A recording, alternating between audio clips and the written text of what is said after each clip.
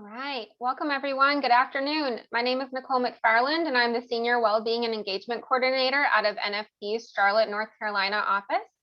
We want to thank you for being here with us today during this final week of Mental Health Awareness Month to learn more about this important topic. Mental health has never been so front and center for us as a nation. We're grateful that Atrium is offering this vital training to our community. We thank each of you for your commitment to do what you can to help people who may be struggling with their mental health and to end the stigma. Before I introduce our trainer today, I'd like to mention that Atrium Health offers a wide variety of health and well-being related seminars at no cost to our local Charlotte community. And they've pivoted, like the rest of us, to be able to offer these virtually now as well. So please keep them in mind for needs that you may have, and feel free to reach out to NFP as we'd be happy to connect you with them. Without further ado, I'm pleased to introduce you to today's instructor, Kyla Montez. Kyla has been part of the Atrium Health team since 2008. She began her journey with the Atrium Health Employer Solutions team in 2013 and currently serves as a health promotions coordinator. Kyla has been honored for her years of service within Atrium and has received recognition from business clients in the region. We're lucky to have her leading our course today, as she is recognized as a top mental health first aid instructor for Atrium Health. Kyla holds a Bachelor of Science in Psychology with a minor in Sociology and Women's Studies from the University of North Carolina at Charlotte. Kyla, we thank you for being with us today. The floor is yours. Thank you, Nicole, and thank you guys so much for being with me today. I do want to let everyone know that I have access to the chat, so if you guys have any questions as we go through this, feel free to put your questions in the chat, as well as you can hold questions until the end, because we'll have plenty of time for Q&A at the end too. So as Nicole mentioned, mental health is something that our nation is facing, and every single year we see an uptick with mental health illnesses as well as our suicide rate. You can't talk about one without talking about the other. So we're going to talk a little bit about both today. So today we're going to learn, how is mental illness defined? What's the term defined as, and what are the challenges that we see here in the United States? We're going to look at some data surrounding that, as well as we're going to review some common signs and symptoms of both mental illness and suicide. And then we're going to talk about some solutions that are available. So how is a mental health disorder defined? This essentially is a diagnosable illness that affects a person's thinking behavior, their emotional behavior, and then their action behaviorally. So it disrupts their ability to, on a daily basis, carry out their work duties. So anything from getting to work on time to their performance at work, carry out daily activities. This includes things like daily hygiene, basic chores around the house, maybe even getting your children to and from places, and then engaging in those satisfying relationships. So this is going to include the individuals that you find a lot of joy in, right? So you've got your significant others or children or neighbors, maybe some religious circles that you're a part of. I like to describe this as the person's ability to live, laugh, and love. So when someone is developing a mental illness, you will see that it's disrupting their ability to live, laugh, and love on a daily basis. And so just remember that when we go through the class and we're talking about illnesses, this is out of someone's norm, and it's disrupting their ability on a daily basis. And I'll keep reminding you as we go through. So some of the mental health challenges that we see within the United States alone is, one of them is mental health problems are so common. Right now, we know that they are, 1 in every 4 to 5 adults are diagnosed with a mental illness. So the thing you have to remember about data is that we can only report on the statistics that we have, which means if someone doesn't seek help, then they're not included in our statistics. So we know that the numbers are probably higher than what we can actually report on. Everyone knows that there's this huge stigma associated with mental illness. Some of those stigmas is that you're seen as crazy, you're seen as not as an effective coworker or significant other, that you'll no longer be good at your job. And so a lot of people aren't well informed. They're just not well educated on it. And because they're not well educated, they don't know how to respond. So what that means is, I oftentimes like to compare physical illness to mental illnesses. because we need to start treating them as the same thing. And we don't. We treat them very differently. If you have a neighbor who's been diagnosed with cancer, and then you have a neighbor who's been diagnosed with bipolar or schizophrenia or depression, we tend to, that individual that's been diagnosed with cancer, we say, what can I do for you? Can I bring you some dinner? Can I watch the kids for you? Can I do your yard work? But those individuals that were diagnosed with bipolar, schizophrenia, depression, we tend to not do anything at all. We tend to kind of avoid them. We also treat them differently almost. We treat people that have a physical ailment as in it wasn't their fault, right? So someone who got cancer, that's not your fault. But individuals that, have a mental illness, we almost treat them as if it's their fault that they got it, right? And it's not. And so we need to start remembering that mental illnesses and physical illnesses, we need to speak of them as one and the same. So people aren't well informed, and then they just don't know how to respond. We know that professional help is not always on hand. We know that there's a huge disconnect between professional care in the mental health world and patients. So this is why the telehealth medicine is becoming so popular with counseling and stuff right now. I can tell you for North Carolina, the state of North Carolina, we have 100 counties, and only 30 of those counties have access to a professional mental health care provider, which means that those individuals that live in those 30 counties with no access have to leave the comfort of their own home just to, find the help that they need. And then people with mental health problems, oftentimes we see that they don't seek help. It's on average, it's about 10 years before someone would seek help that has a mental health illness. And there's many reasons for that. One is because they don't want the stigma associated with it. They may not have the financial resources. They may not live in a county that has the resources. They may not even know that they have a problem because they've been living with it for so long. So we do see that there's many, many challenges with mental illness when it comes to the United States. So as I mentioned, 1 in every 4 to 5 adults is currently diagnosed with a mental illness. And these are some of our common types of mental illnesses. So the first and foremost is the anxiety disorder. We do see that since the pandemic, anxiety disorders have been up 38%. So it's certainly something that's hitting us really hard. Following anxiety, as far as numbers go, is our substance use disorder, and then that's followed by major depression. And then eating disorders, bipolar, and schizophrenia. So a couple of things to remember here is, well, first of all, I'll tell you. So if you look at the any mental disorder is 18.5, you can see that these numbers don't add up. And the reason for that is what we call comorbidity.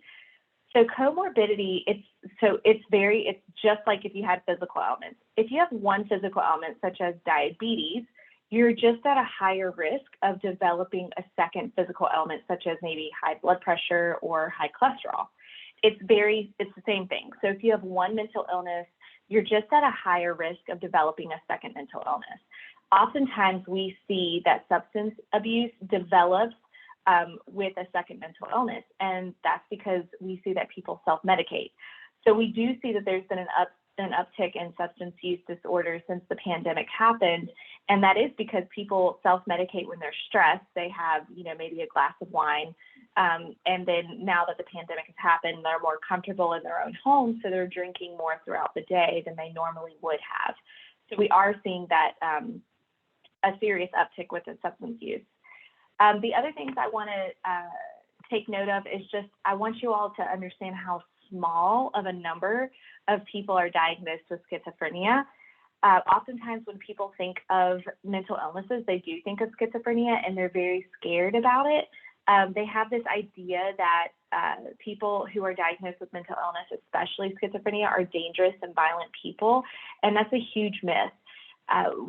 We know for fact that individuals who are diagnosed with mental illnesses are far, far more likely to harm themselves or be the victim of a crime rather than the perpetrator. We know that only 4% of the violence that occurs in the United States, it happens with individuals that have a mental illness. So it's a very, very small number, and that's one of the stigmas that we see are associated with this whole idea that you're crazy if you have a mental illness, because when someone does a crime, we call them crazy, but we also call people that have a mental illness crazy, and it kind of sticks to them like they're they're some sort of violent person, and we know for a fact that they're not. The other thing I do want to note is that our eating disorders, another myth is that boys can't have eating disorders or that men can't have eating disorders, and they absolutely can. And in the last several years, we have seen an uptick with boys and young adult men who have an increase in eating disorders because they too look at social media to see how they're supposed to look and what they're supposed to be like. So huge myth that boys and young men can't have eating disorders. So these are our common types of mental illness. So we go into our anxiety bucket, and we've got general anxiety disorder. This is individuals that tend to just be more anxious over everything throughout the day. It could be, anxiety about getting to work on time. Do I look good enough today? Am I going to get home on time to cook dinner? And it's really giving them, that anxiety feeling literally throughout the entire day, being in traffic, whatever it could be. And then you have panic episodes. So it's very normal for some people to have 1, 2, 3, maybe even 4 panic attacks in their lifetime. But panic episodes are where you're literally remembering that this is affecting a person's ability to live, laugh, and love on a daily basis. So these are individuals that have panic attacks throughout, even the day or the weeks, right? And then you have obsessive compulsive disorder. So we oftentimes miscommunicate this, and that's because we refer to people as OCD. We use it as a very generic term now. We say, oh, that person's so OCD because they're very clean. And that's not at all what OCD is. So that's the other thing that kind of creates the stigma, is that we misuse our terms.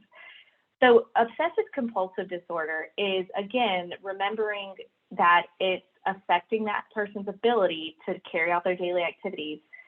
It's this intense desire and need to do things over and over, whether it's things need to be in a specific place or things need to be checked many, many times.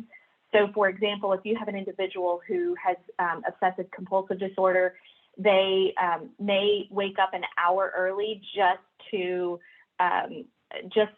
make sure that they have time for all of their ticks throughout the day or throughout the morning. So let's say they need to check the lock 50 times before they leave the house. They do that, and then they leave and they're halfway to work and they just have this intense need to turn around and check that lock again. They do, and then now they're late for work, and it can cause secondary issues, right? So that's, individuals with diagnosed obsessive compulsive disorder have this intense, this very intense compulsive need to clean a specific way or to have things in a certain order. It doesn't mean that just because you're a clean person or, a clean freak that you have this. And then post-traumatic stress disorder, so PTSD. We do see this a lot with veterans, absolutely. However, trauma is perceived. So there's no right or wrong to how an event can be traumatic for someone. You and I could be in a car accident together, and you could walk away fine, and I could walk away being terrified to get behind the wheel of a car, because trauma is perceived. So any event could be considered traumatic for someone. The most common that we see is certainly war, but we see sexual assault, a severe weather incident, car accidents. 9/11 was a serious traumatic event for many people. So again, trauma can be for anyone. You can be diagnosed with PTSD after any event that was traumatic to you. And then under our mood disorders, we've got depression and then bipolar. Bipolar is one of those things that's also misused and misdiagnosed by the general public because we refer to people as being bipolar.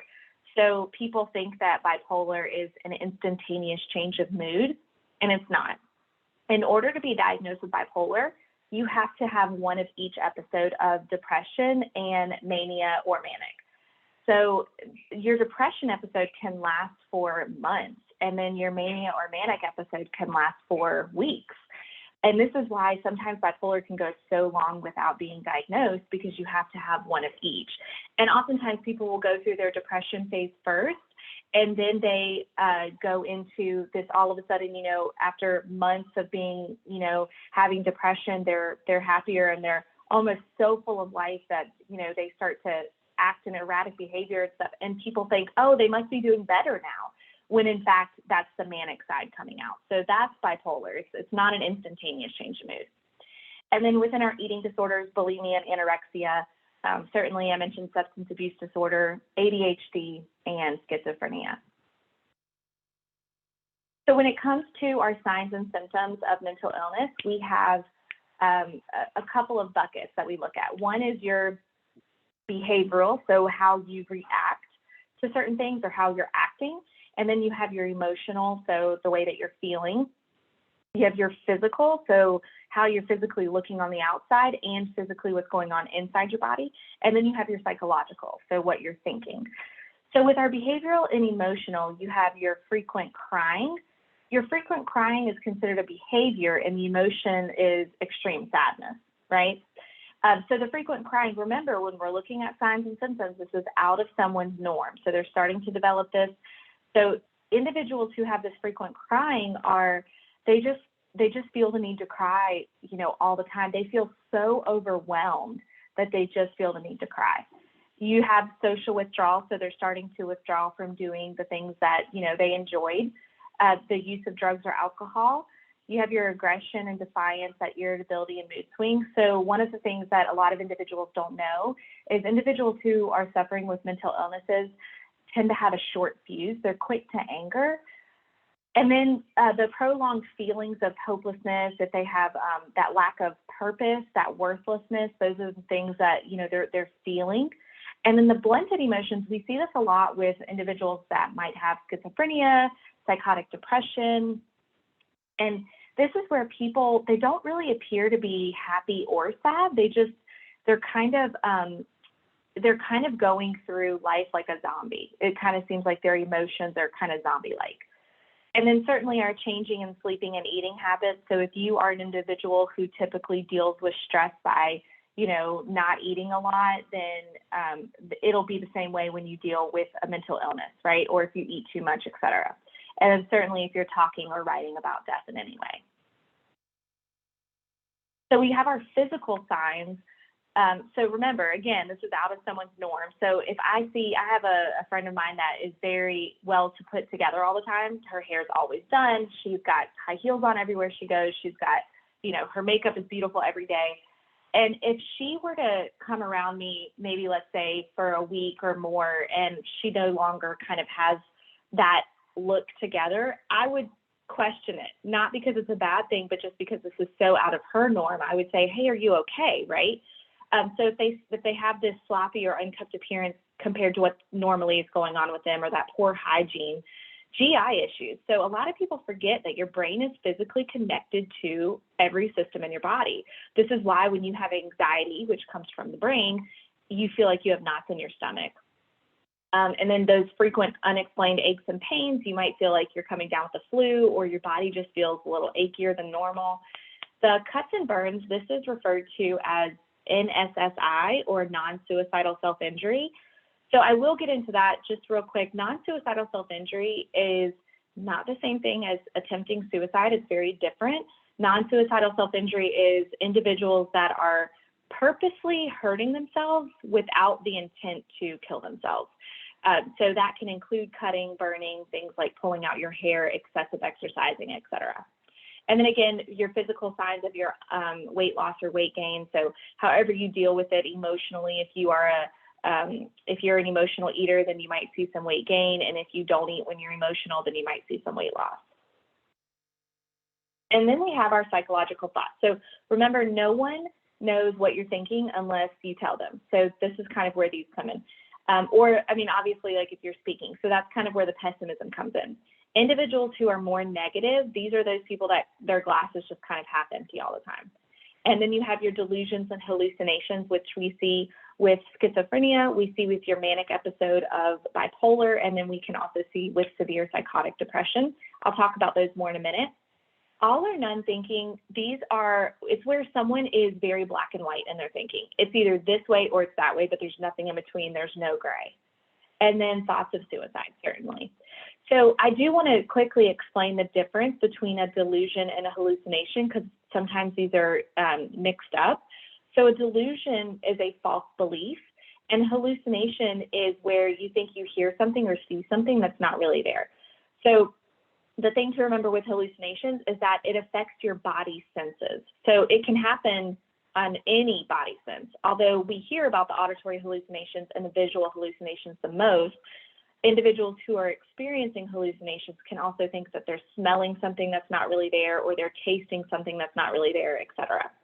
So a delusion, the example of a delusion would be that I believe that I'm Hillary Clinton.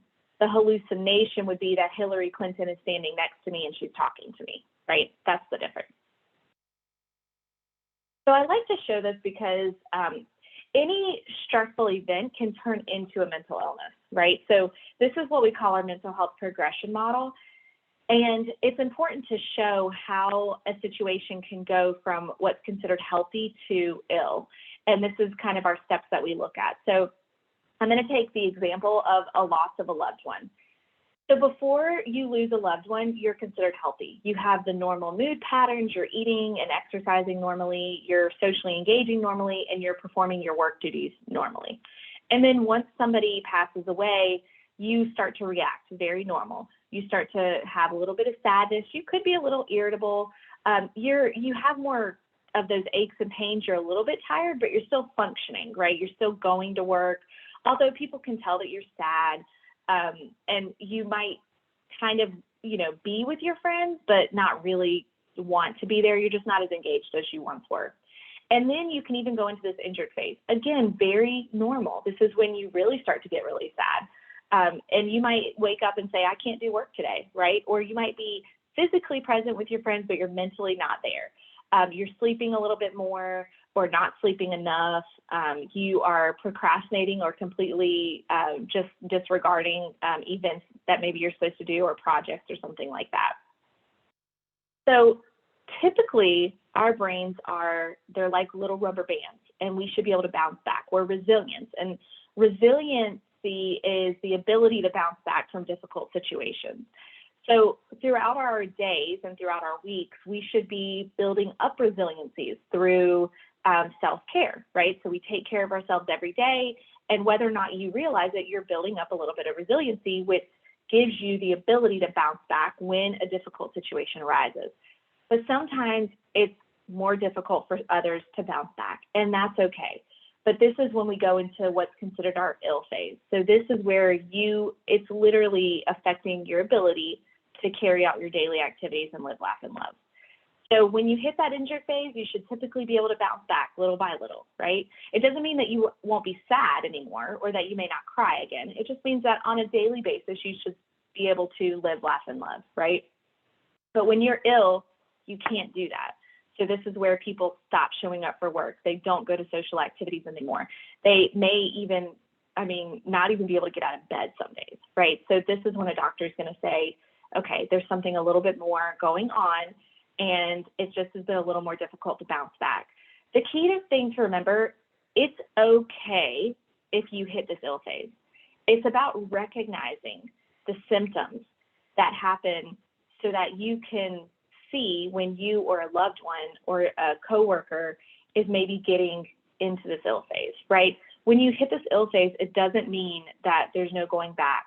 And that's the thing I want to convey so much, is that a lot of people hit this ill phase and they don't want to talk about it, or they keep it very hush-hush in just the family. And we need to start talking about this. We need to start recognizing this and acknowledging this, because you can absolutely get help when you're in this ill phase. So it's okay if people that you love are in this ill phase. It's just about recognizing that and getting them the help that they need. We're going to shift gears a little bit. We're going to go into some suicide statistics. So we do know that this is the 10th leading cause of death in the United States. Right now, I know that at the highest risk is middle-aged white men. It's at the highest risk of suicide. We know that in 2018, almost 50,000 lives were lost to suicide, and that was up from 2015, which was 46,000 lives lost.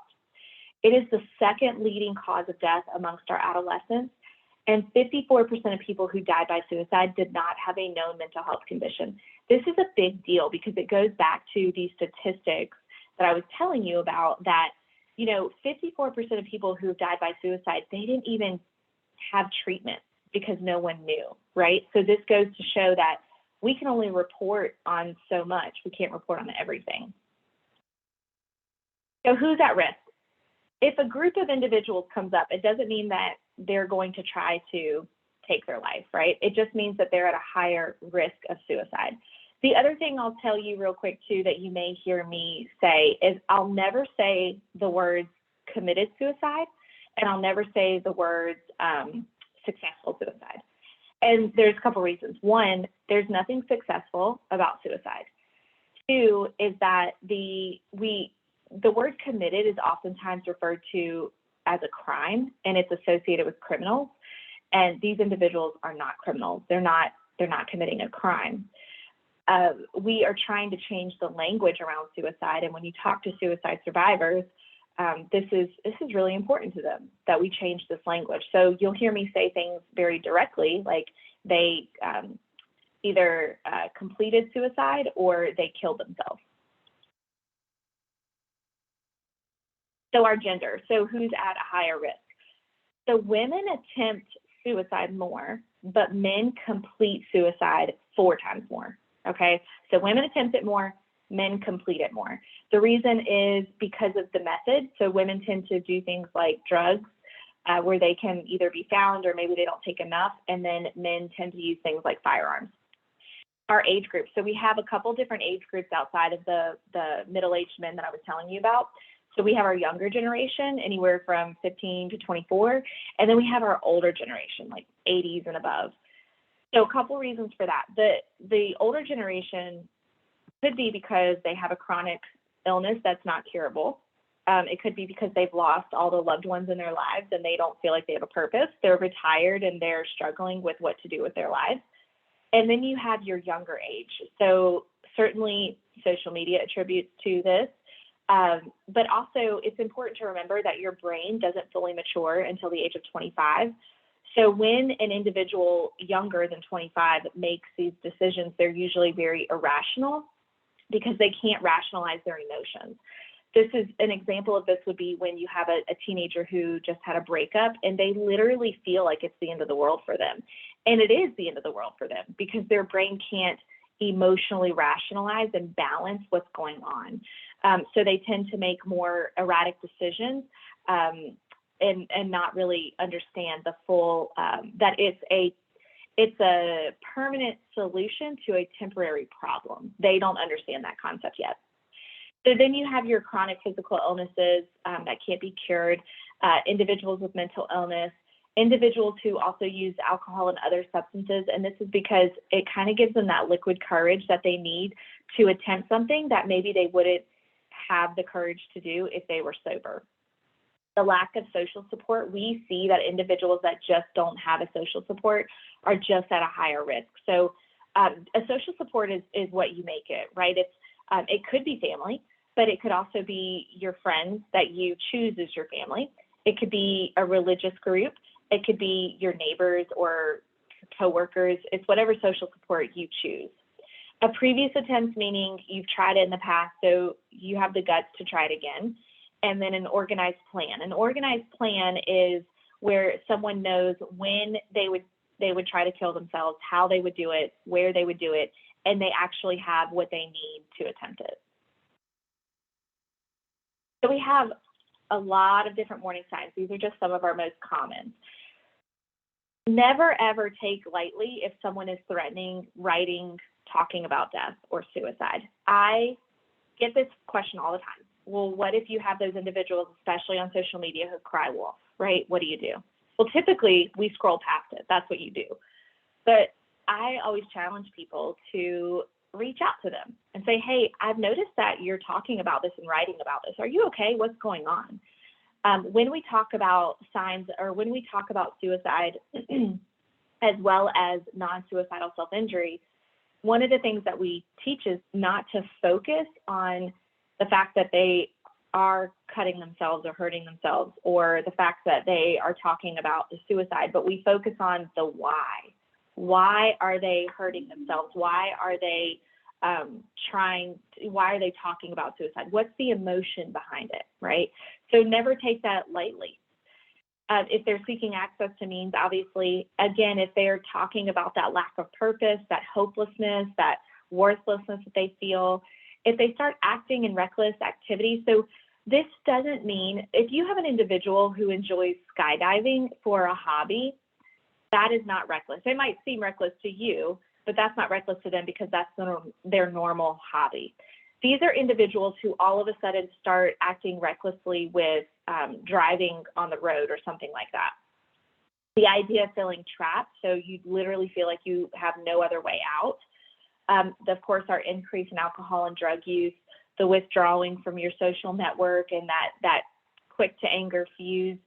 Another one that a lot of individuals don't realize is the dramatic change in mood. So what I mean by that is individuals who are very sad, and then all of a sudden, after months, they're really, really happy. Some people think, oh, they're getting better, when in actuality, this could be an idea that they've kind of made a decision and they're content with that decision now, and that decision is to kill themselves. We know that the time that individuals, family members, and professionals need to be the most vigilant is when someone has just recovered from the mental illness. 3 months within that recovery is when someone is most likely to take their life. So what do you do if you think someone in your life could be considering suicide? This is something that is a really hard topic to talk about. It's also difficult because people don't want to talk about suicide. It's a very scary thought process for us. And this is something that we have to talk about.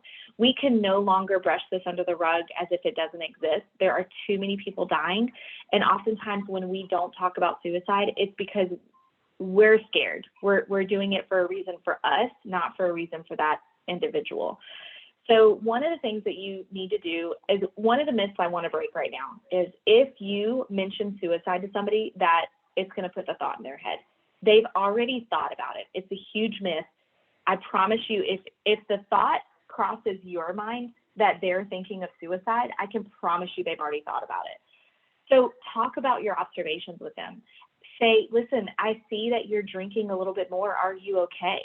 I see that you're no longer joining us for lunch. Are you okay? And don't be afraid to ask too. And don't ever assume, right? So I had one client who they had a gentleman where they always, pre-COVID, they always did lunch together. And all of a sudden he stopped doing lunch with them. And no one asked. They all assumed that he just didn't do lunch because he was too busy. And then one day he came in and resigned, and the HR was like, what's going on?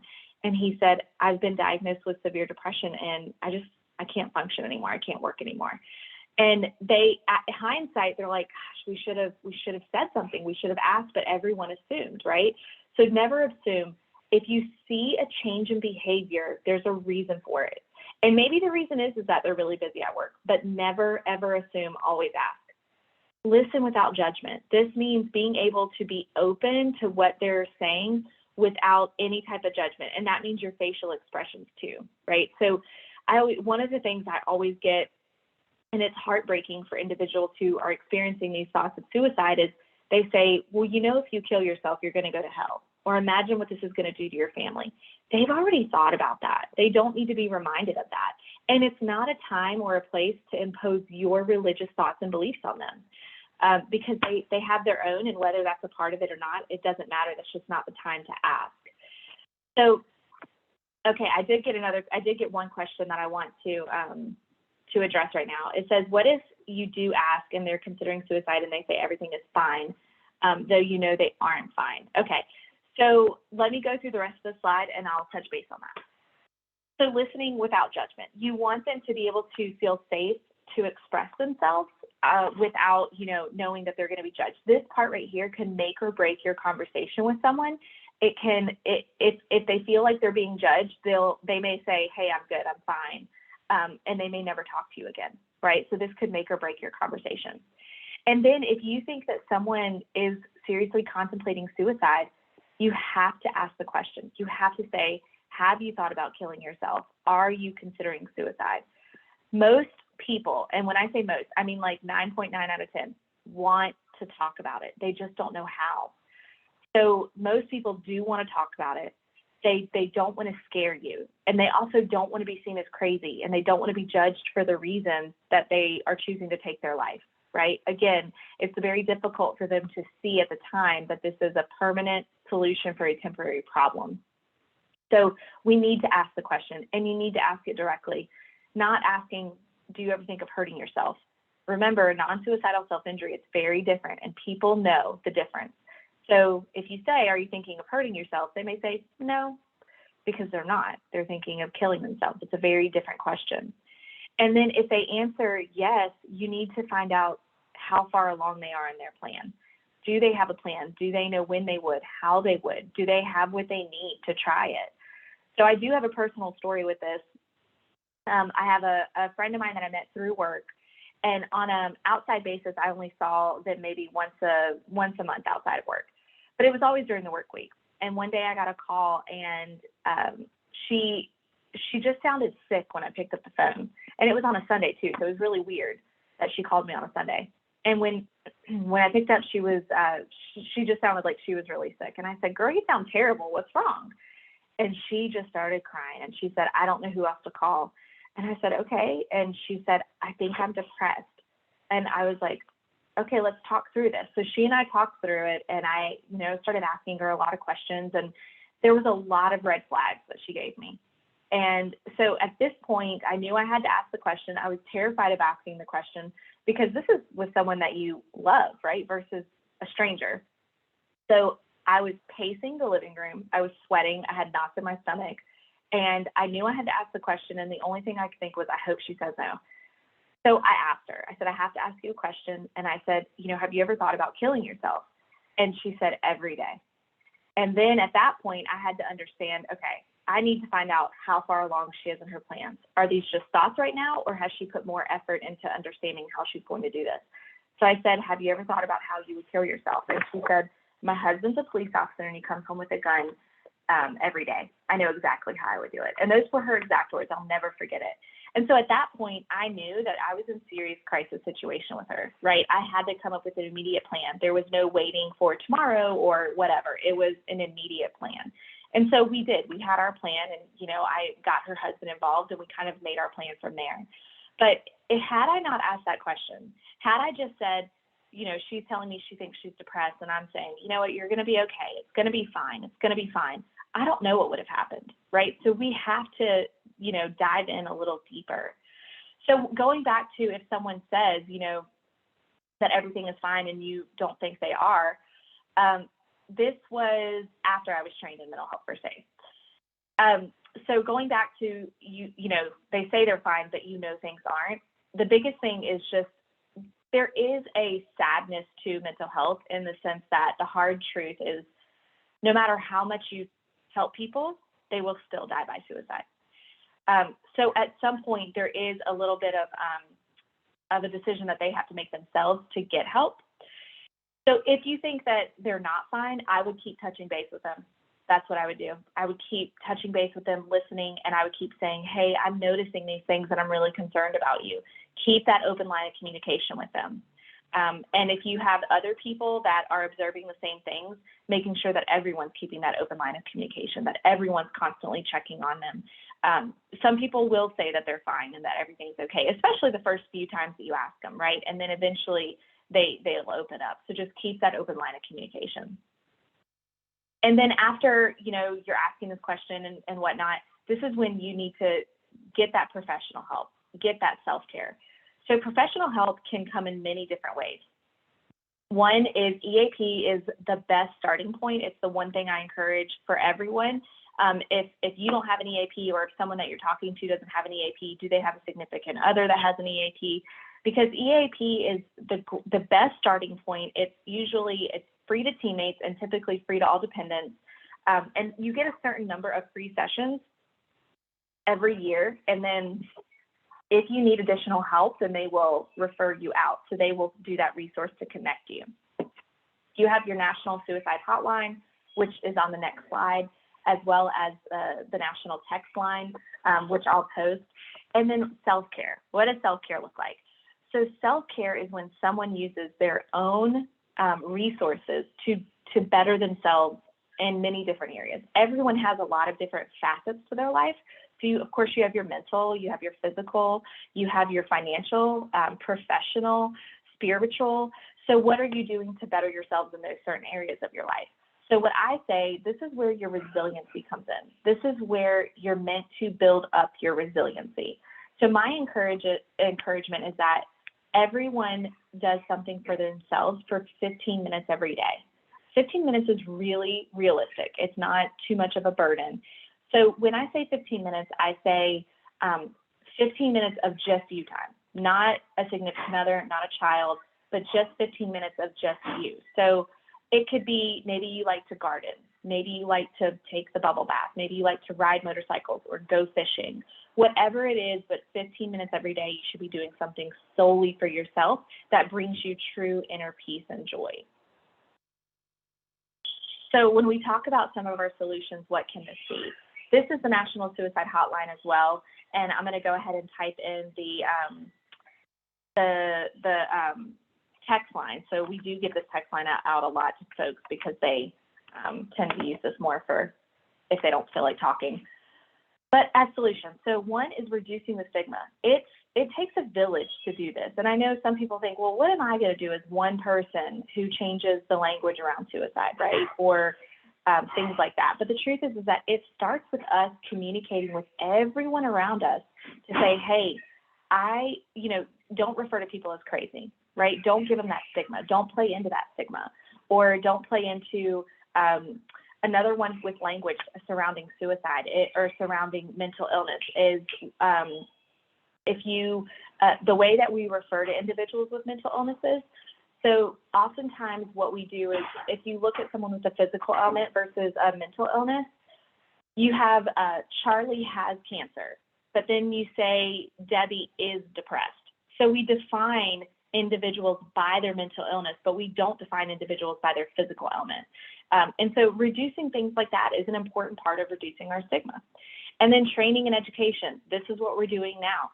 Educate yourself on things. If you have a family member or a friend or a coworker who is suffering with a mental illness, educate yourself on it. Take some trainings. Try to understand what's going on and what we can do to help.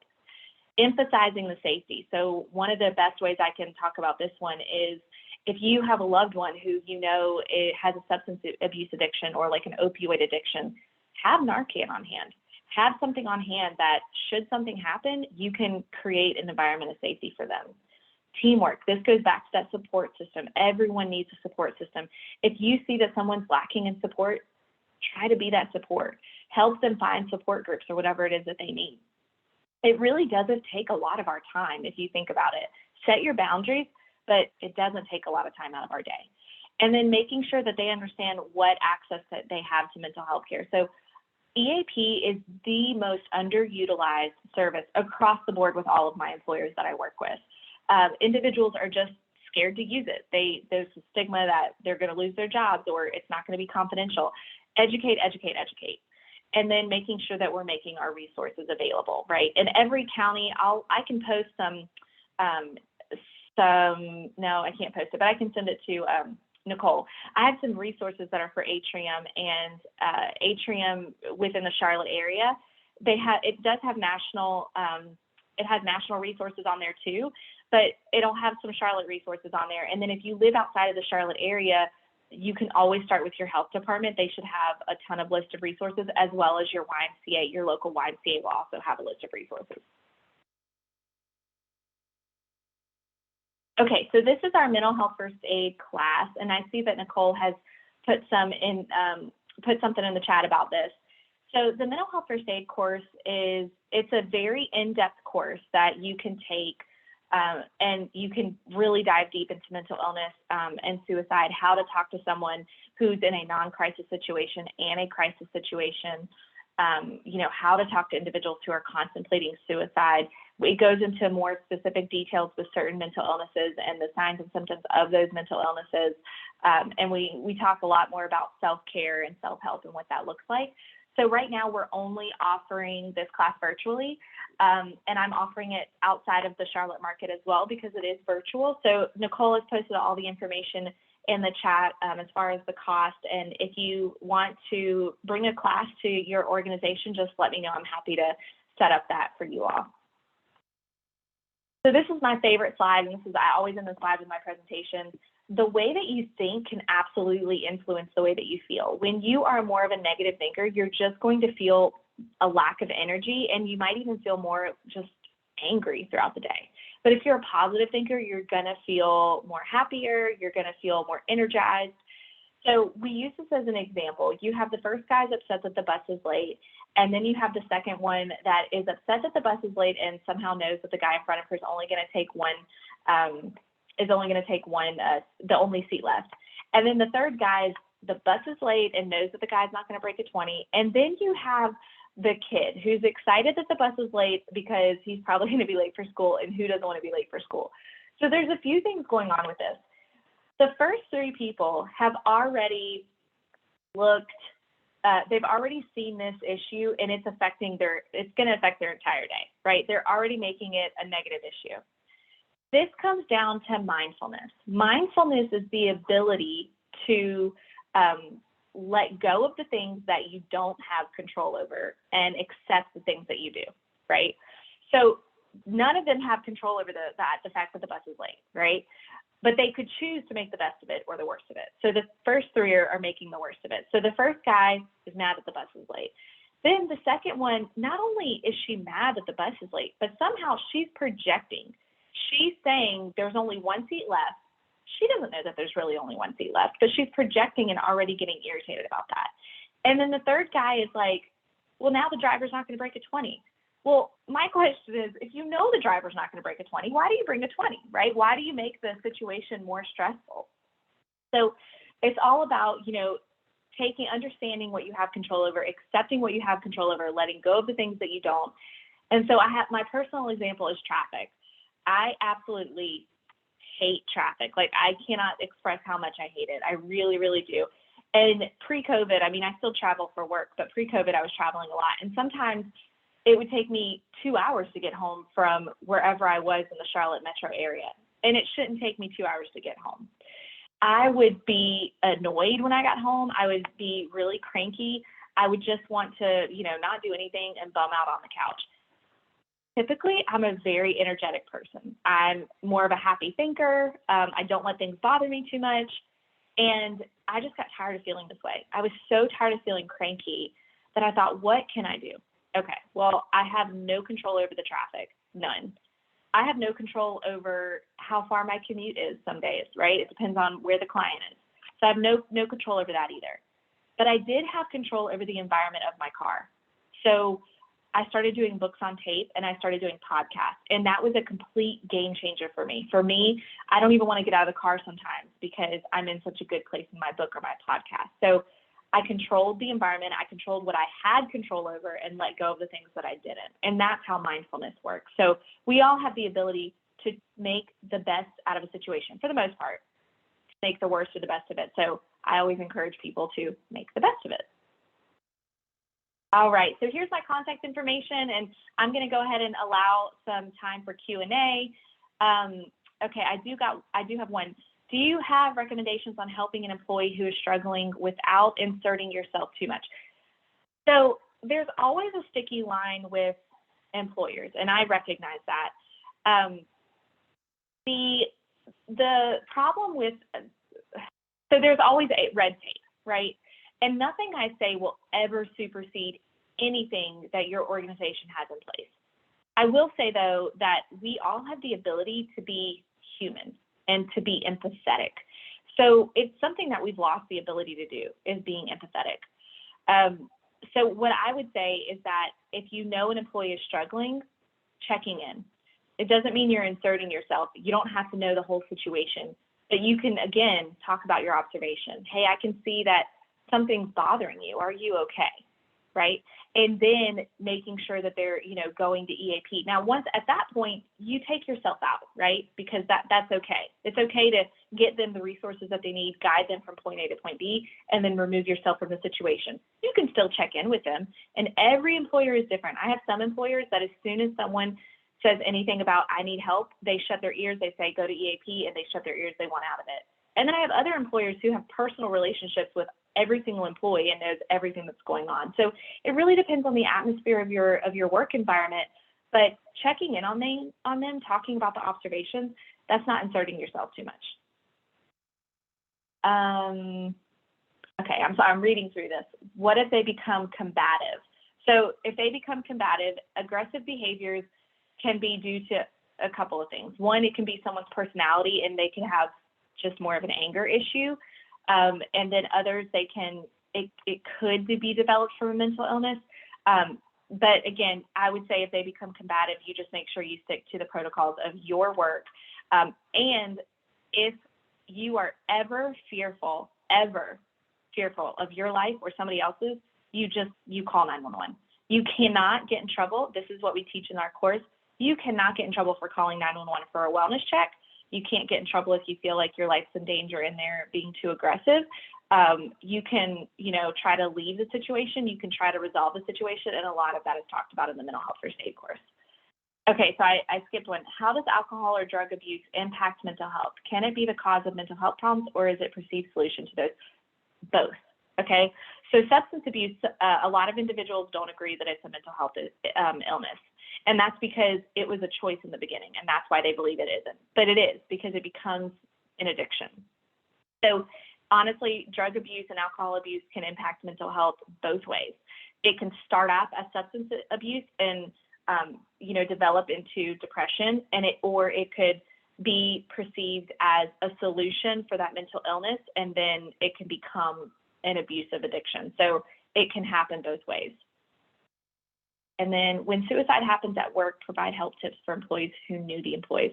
The biggest thing when suicide occurs in your place of work is to make sure that you have someone accessible for talking to. EAP is going to be your best friend during this time. And if EAP, we always have, when we've had a suicide at our office, and we've had it a couple of times. So we have someone live in our office for several days, and they just sit in an office all day and let people come in and out as they need to.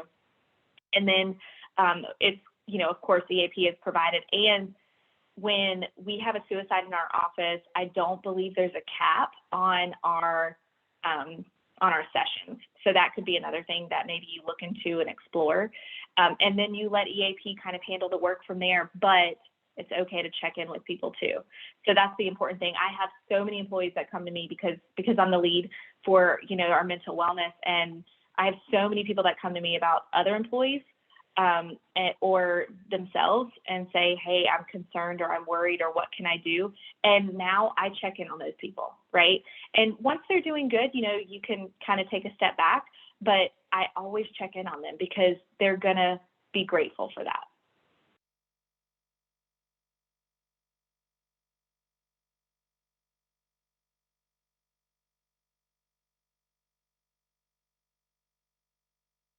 Info regarding the mental health first aid. I'm going to go ahead and just copy and paste it from Nicole. I know a few people have missed that. Okay. Are there any other, I'm making sure I'm not missing anything, but are there any other questions?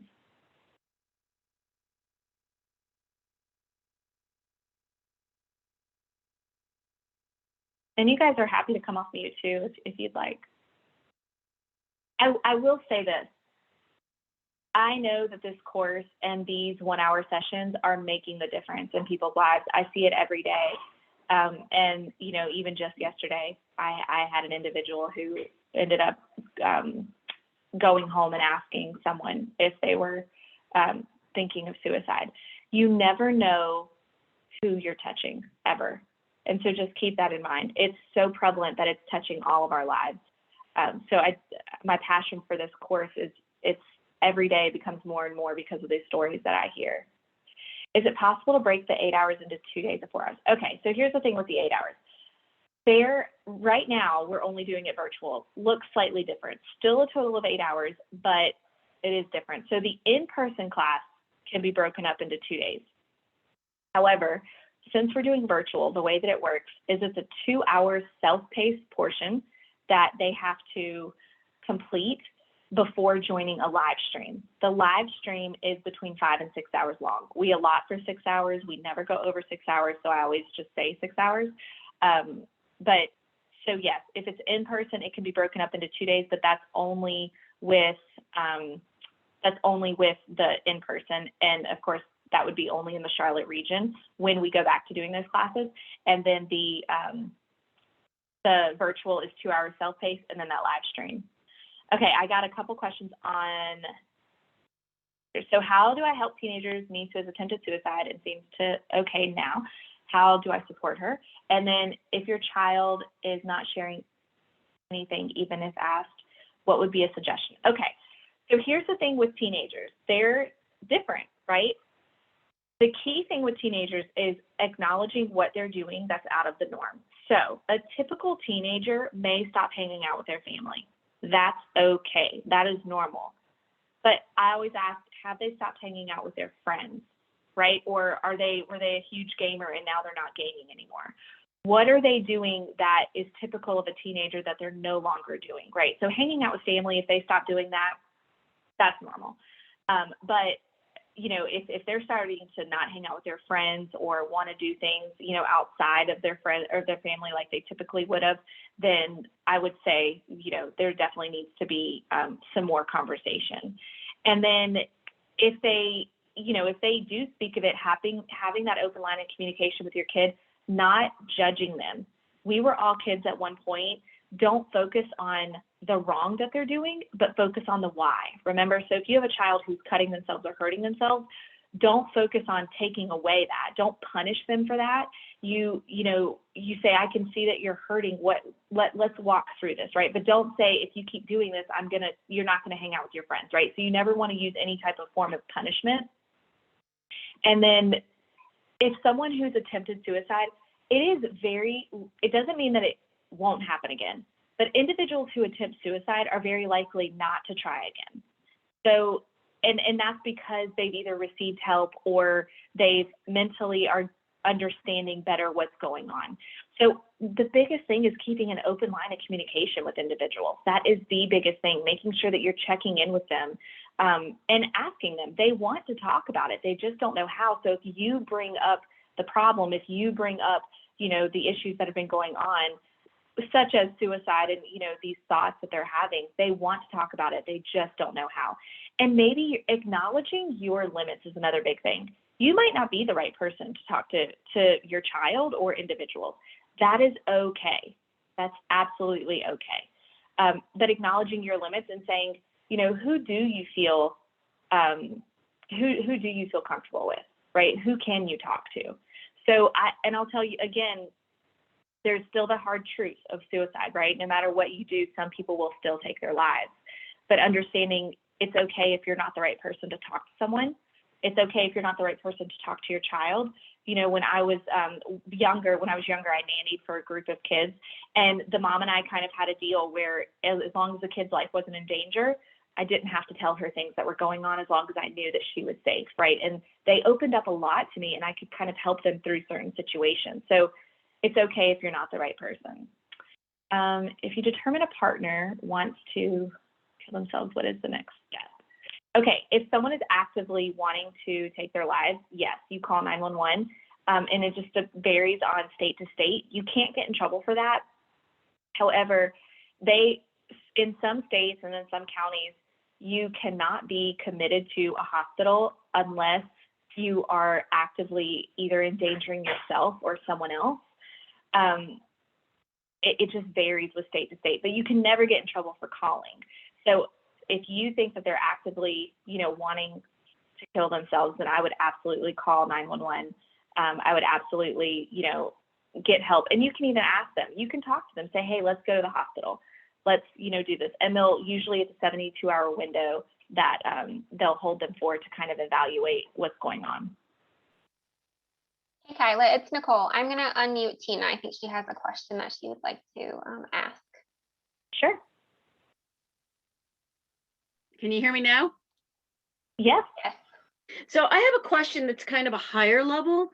I know at the very beginning, so this is like for the outside world. At the very beginning, you talked about how people who are schizophrenic, et cetera, or have a mental health disorder are less likely to commit crimes. And yet we have something going on in the media where so many shootings are including, this person was known to have a mental health issue in the past, or mom called the authorities or whatever. How do we fight that stigma? It's hard. It is so hard. The media sensationalizes on mental illnesses, and that's true. So the thing is there's a lot of people who've been diagnosed with a mental illness at some point in their life. It doesn't mean that you have it forever, right? And that's what people don't remember. They don't see it like that. So the other thing too, it's just really hard. That's the problem. It's just really hard. For me, as someone, I disregard a lot of what the media says. And when I talk to people, I disregard a lot of what they say, because oftentimes it is sensationalized, and it's, they're digging for something to try to place reason to why someone would do something like this, right? So there's also a difference between mental illness, and this is, again, going super high level, but there's a difference between mental illness and like psychopathic behavior. There's a difference in that. And I think that people they just wrap it all up in one bubble, and so that this is, again, that stigma. This is why people who commit crimes are called crazy. And then you have people who have schizophrenia and they're called crazy. So then people who have schizophrenia commit crimes, right? And that's kind of why it's tied up together in a little bow, because they put it all in this bubble, and it's not the same bubble. It's not the same bubble at all. So I like that you bring up there's a difference between mental illness and, would you call it psychopath? Psychopathic behavior. Yeah. Psychopathic behavior. Do you know if the National Council is doing anything along those lines at kind of like that big like in the big bubble? Yeah. Not to my knowledge right now. The National Council and Mental Health America is another one. They're doing a huge focus on resiliency right now because of the pandemic. But I will dig deeper. I'll dig deeper, and I'll email Nicole with the answer. Great. Thank you so much. I appreciate it. Thanks, Nicole. Absolutely. Thank you, Tina.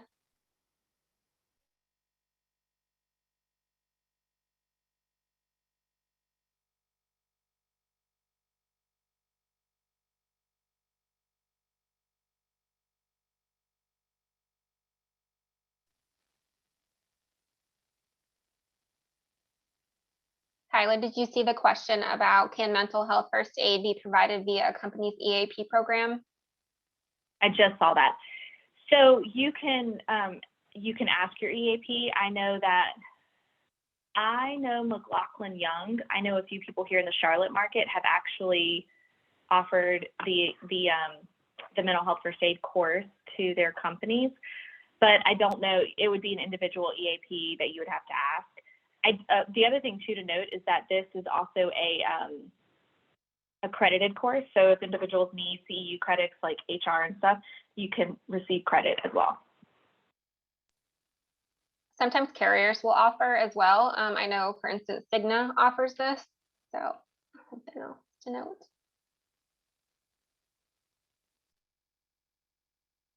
What about self-care for your mental health? So this is also talked about in the class. Self-care is, to me, one of the absolutely most important, like, basic lifestyle needs. It is, people think of lifestyle needs as, like water and food, and yes, all of that is true. But you, as a mental health, like, for your mental health, you have to do that self-care every day that I was telling you about. You need to find something that you can do solely for yourself for 15 minutes every day. And so for me, like, I love playing with my dogs, or I might craft one day, or I might just read. Stay away from technology, because you're likely going to do technology anyways. Like, don't scroll on Facebook, or, you're going to watch TV anyways. Go on a walk outside, be one with nature. I also, if I'm on a meeting, but I don't have to talk, I will sit outside on my back patio and just get the sun. I love being outside and, like, getting that fresh air. So whatever it is that you can do, you have to do self-care for your mental health. And it can look different for everybody. So there's a ton, if you like the idea of meditation, visualization techniques, breathing techniques. You can do, anything like yoga. All of those can also contribute to your mental health. So one of the best ways to do if you're having anxiety, or if you feel like your mental health is, needing something, try a visualization technique or a breathing technique. There's so many apps that are guided meditation apps. Calm is one. There's so many. So I would absolutely recommend doing some sort of visualization or breathing technique to help calm you in the middle of the day. But 100% your self-care for your mental health is, to me, a basic lifestyle need. How does HR departments advocate for their neurodiverse employees? So honestly, it's about, okay, I have one client, and I'll tell you, I think it's the coolest thing, and it doesn't fit for every client, and I understand that. But I have one client that has a lot of veterans, and they accommodate them incredibly. They accommodate them so well. I have one that I know that he struggled with traffic, severely struggled with traffic. So they just changed his work hours. Or some days he'll call and say, I can't drive into work. Can I please work from home? And he works from home. He's productive, right? There are going to be exceptions that we have to make for individuals. And as long as they're being productive, then in my opinion, it's okay. But again, it's all based on, the employee space and what that, company does. Some companies, are very restrictive when it comes to working from home or accommodating certain things. But being accommodating, I think is key, because when you're accommodating, you're showing people that they matter. And just because someone has a mental illness doesn't mean that they're a less effective employee. It just means that they might have to have a few other things, maybe they do have to have a different schedule or something like that to accommodate their needs. But as long as they're being productive, I don't see the problem in it. Thank you, Kyla. We are 6 minutes over, so I want to be respectful of everyone's time. I'm going to go ahead and enter mine and Kyla's email addresses in the chat. If you have any further questions, go ahead and reach out to us individually. And when we send the follow-up with the recording and the PDF of the presentation, we will include that Q&A in there as well if there are any additional questions. Thank you so much, Kyla. You're welcome. Everyone have a great day. Take care. Thank you.